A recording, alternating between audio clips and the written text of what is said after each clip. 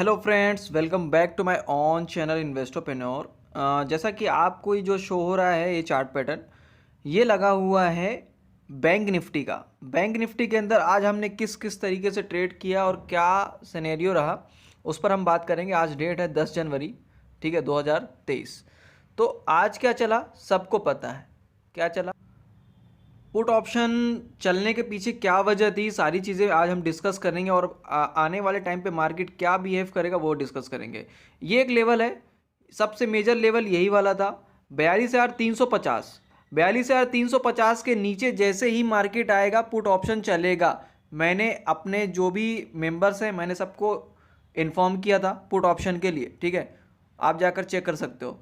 And main उसके अंदर हमने जो आपको ट्रेड दिया था इसके अंदर था 42,500 का पुट ऑप्शन।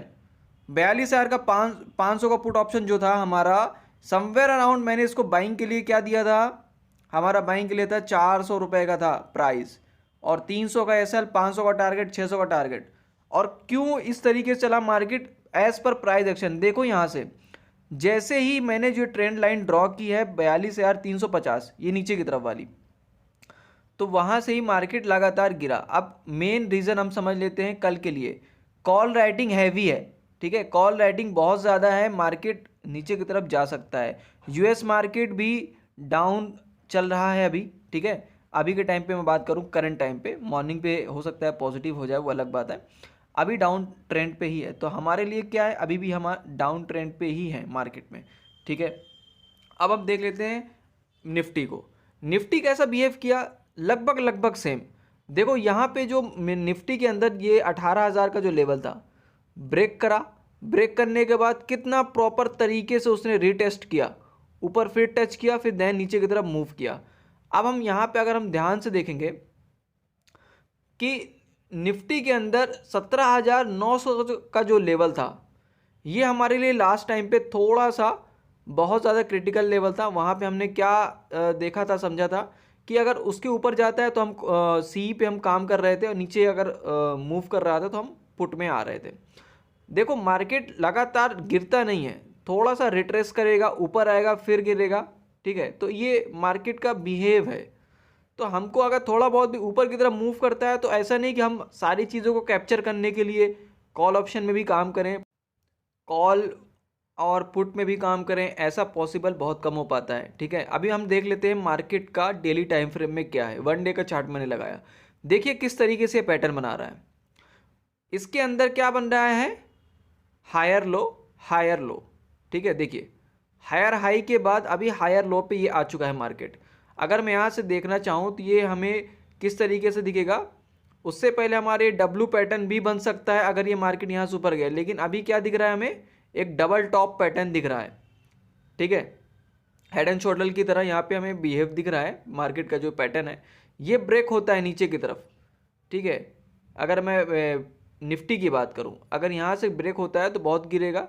और बैंक निफ्टी का अगर हम बात करें यहाँ से जो हमारे पास एक क्रिटिकल लेवल है 41,800 के आसपास का, ठीक है, 41,750 और 800 के बीच, अगर इसके बिहाफ पे अगर गिरता है मार्केट नीचे तो और भी ज़्यादा हमको डाउन ट्रेंड दिखने को मिल सकता है। अभी देखो मार्केट ये लगातार क्या कर रहा है, एक यहाँ पे उसने टॉप बनाया, एक ये इस तरीके से नीचे की तरफ ये ट्रेंड लाइन जो मैंने ड्रॉ की, अगर ब्रीच होकर के ये नीचे की तरफ आता है तो हो सकता है मार्केट यहाँ से और भी ज़्यादा गिरावट दे दे।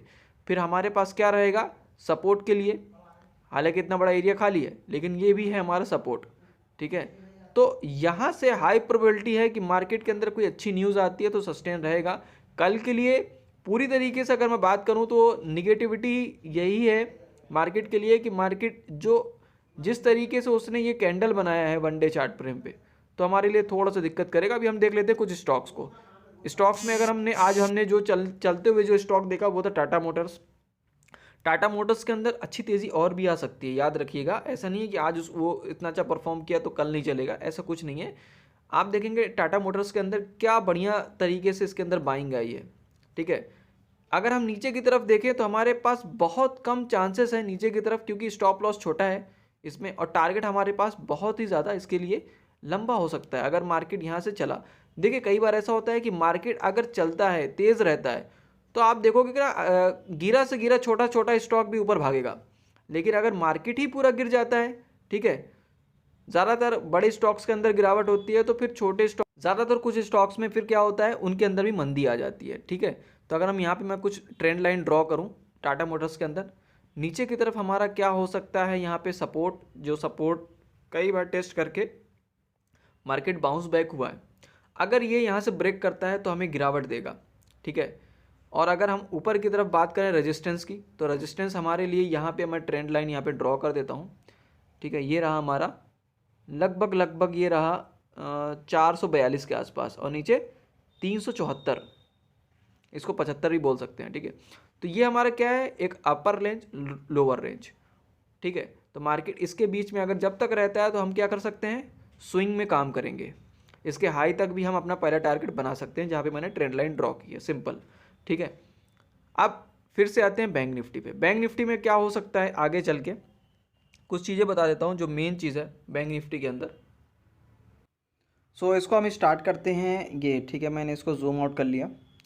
अगर हम बात करें कल के लिए कुछ लेवल्स, तो क्या लेवल्स हो सकते हैं हमारे पास, अभी भी हम पुट में ही ज़्यादा मेजर जो हमारा बन रहा है, ठीक है, उसमें ही हम ध्यान देंगे कि अगर मार्केट यहाँ से गिरावट की तरफ अगर आता है तो 41,900, ठीक है। फिर उसके बाद हमारा जो नीचे की तरफ का लेवल होगा 41,800, 41,700 का लेवल नीचे की तरफ, ठीक है।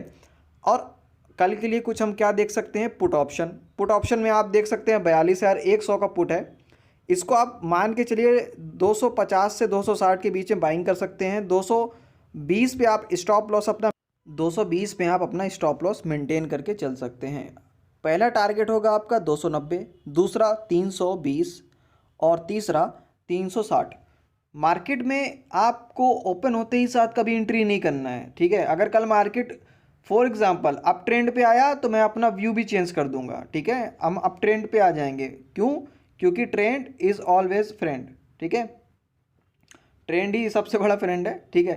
तो आपको क्या प्लान करना है, ट्रेंड को फॉलो करना है, ठीक है। तो अभी ट्रेंड क्या है, निगेटिव है, तो हम पुट में काम कर रहे हैं। कल अगर मार्केट का व्यू ऊपर की तरफ आता है तो मैं उसी तरीके से बिहेव करूँगा, लेकिन जिस तरीके से अभी सिनेरियो चल रहा है वो पुट का ही है, ठीक है। तो अभी क्या प्लान करना है, इस तरीके से आप देख सकते हैं। अगर मैं यहाँ पे बात करूँ, हमारा जो नीचे की तरफ अब सपोर्ट, जो बड़ा सपोर्ट है वो है ये हमारा 41,800 का, 41,700 का, सॉरी 41,700 का बहुत बड़ा सपोर्ट जो मैंने अभी लगाया नीचे की तरफ, जो ट्रेंड लाइन है। ये अगर यहाँ से ब्रीच होता है ना, देखो हमारा पिछली बार भी 41,800 में जब टच किया था, उसके बाद मार्केट देखो कैसा ऊपर की तरफ गया था, ये सीधा जा करके 43,000 लगभग 450 तक टच किया था। तो इतना बड़ा तेजी आई थी मार्केट के अंदर, ठीक है। अभी भी एक्सपेक्ट हो सकता है कि यहाँ से एक सपोर्ट तो है, ये ऊपर की तरफ अगर रैली कर दे, ठीक है, तो हम इस तरीके से अपना व्यू भी रख के चलेंगे। जिस तरीके से मैंने लास्ट टाइम पे, याद होगा जब मैं लास्ट टाइम पे समवेयर अराउंड पुट में काम करा रहा था, मैंने बता दिया था कि 42,000 के ऊपर गया तो कॉल ऑप्शन में काम करेंगे, और नीचे की तरफ हमारा क्या था 41,000 लगभग 450 के आसपास, ये कुछ ऐसा था, ठीक है। तो हमको सेल ऑन राइज का अब प्लान करना है, अगर मार्केट कल भी अगर गिरावट में रहता है तो। लेकिन अगर मार्केट ऊपर की तरफ मूव करना शुरू करता है, ठीक है, 42,000 के ऊपर अगर सस्टेन करता है मार्केट, हमको वेट करना है, ठीक है। स्टार्टिंग के आपको समवेयर अराउंड 9:30 के बाद अगर कुछ अच्छा ट्रेड मिलता है, जो ट्रेंडी मार्केट या कुछ ऐसा, तभी जाके आपको अच्छा कुछ एंट्री करना है। उससे पहले भी अगर आप कोई एंट्री लेना चाहे तो ले सकते हैं, लेकिन आपको मार्केट का व्यू देख के ही करना है। ऐसा कुछ नहीं कि आज नहीं, हाँ, अगर मार्केट के अंदर अगर कोई तेज़ी आ जाती है, कोई अच्छी न्यूज़ आ जाती है, तो हम कॉल ऑप्शन में ही आप आ जाएंगे। तो आपके लिए कुछ अच्छे कंटेंट मैं तैयार करने वाला हूँ। तो अभी आप क्या करो, शेयर करो, लाइक करो, सब्सक्राइब करो और कमेंट करो प्लीज़।